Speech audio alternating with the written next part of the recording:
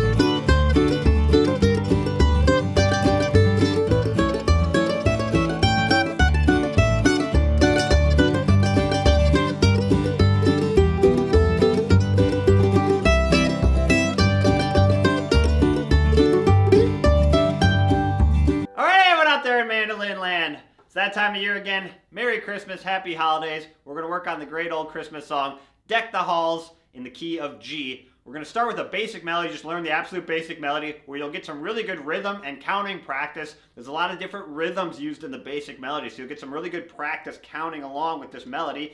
And then for the second solo, we're going to spice it up. Take those sections where we're just hanging out on a long note on the basic melody, fill it up with double stops, alternate picking, again, kind of make it sound like a bluegrass, like Bill Monroe type solo. That's what we'll break down for the second solo. And then for the backup section, we got a couple extra chords for this song. We're going to do G, E minor, A major, C, a bunch of chords. So some really good chord practice in the backup section.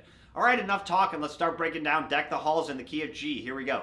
All right, so let's jump into this basic melody for Deck the Halls. We're in the key of G, remember? And let's play the first 8 measures. It'll be kind of like halfway through the opening melody line, and then we'll start breaking it down in smaller phrases. Here we go.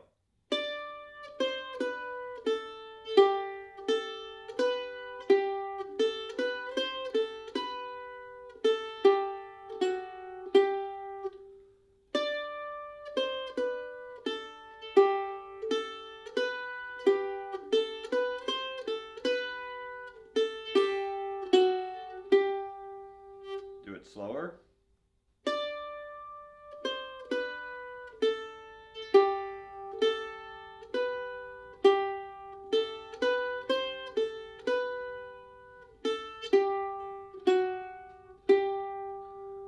Okay, so what's going to be really good about this basic melody for practice is we're going to get a lot of good rhythmic practice.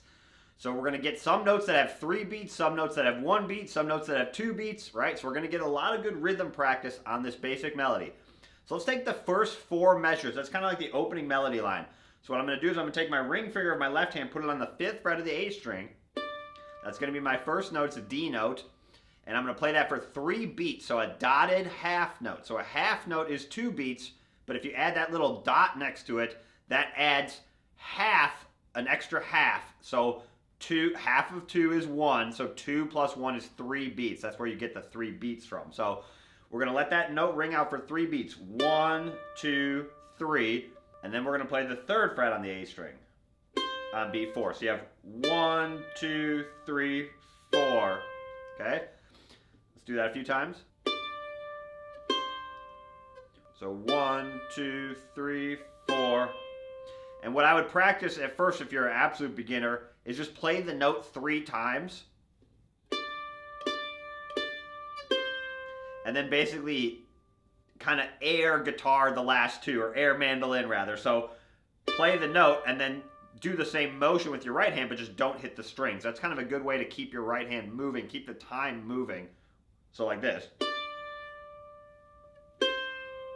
You're kind of just keeping your right hand moving. I think of like my analogy is always a runner at a stoplight, right? You come up to a stoplight and you're running and you kind of keep your hand moving even though you're not touching the strings. That's kind of how I think about it. So we have, and then we're going to play half notes, 2nd fret, and then open A. So you have,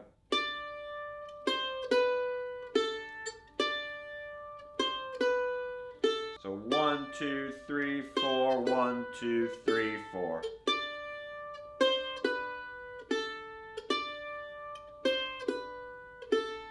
then half notes again, 5th fret on the D string this time, open A, and then 2nd fret, and then back to that 5th fret. Notice how my left hand is also kind of staying in this shape where my ring finger is always hovering over the 5th frets, my index finger is always hovering over these 2nd frets, and my middle finger is kind of always hovering over the 3rd fret. See, I'm kind of just staying in this shape, and now I just have to like move my hand. You know, you don't want to do this to where every time you come back, you have to like re-find all those frets again. Keep your hand just stretched out like that. So again, let's play that top line. So we have...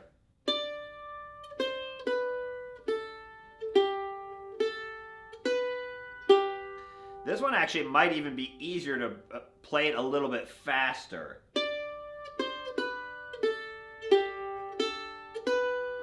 Using all downstrokes with my right hand too. Try and get some good tone.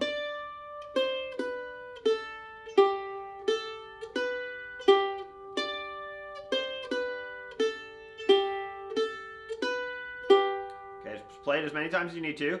And now we have a 4-measure response lick. We're going to go back up to the A string. We're going to do quarter notes this time. So open, 2, 3, open. Okay, so... And then a dotted half note, so 3 beats, 2nd fret, 1, 2, 3, and then open A, and then 5th fret on the D string, half notes, 4th fret, and then a whole note, so 4 beats, 1, 2, 3, 4. So see how much rhythmic practice we even get just in those 4 measures? We have quarter notes, dotted half note, quarter note, half note, whole note, right? So some really good rhythm practice there. Count it out loud if you need to. It's totally fine at first to count it out loud. 1, 2, 3, 4, 1, 2, 3, 4, 1, 2, 3, 4, 1, 2, 3, 4. And then just do it without counting.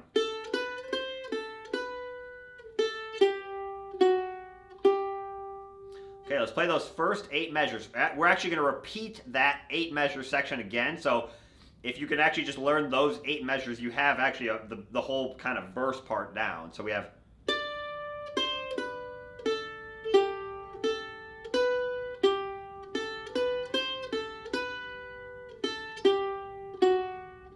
And we repeat it.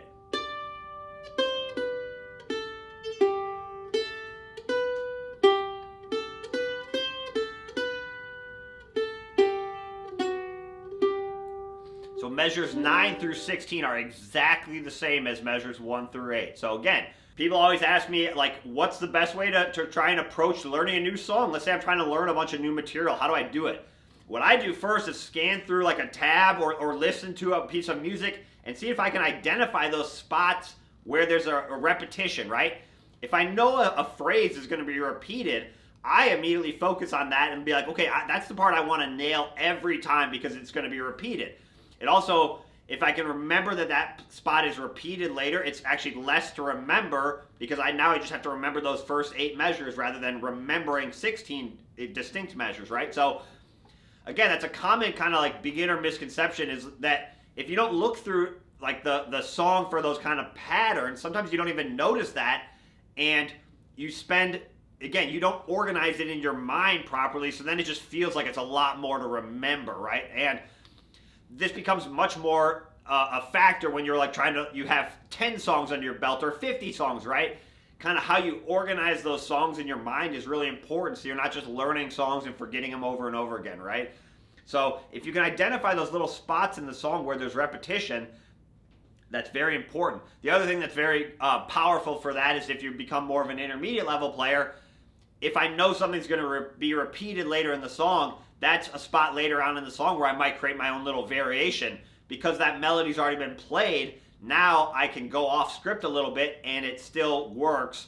Where just going off script on a spot in a song that's never repeated, again, it's not going to maybe connect as much with the listener, where if the listener's expecting to hear that basic melody that they heard before, and now I come up with this little interesting variation on it, it's really exciting. Okay, that's just a little aside, but just, again, kind of remember that when you're learning these songs. If you can find the spots that repeat, it's very powerful. So let's play it one more time. Here we go.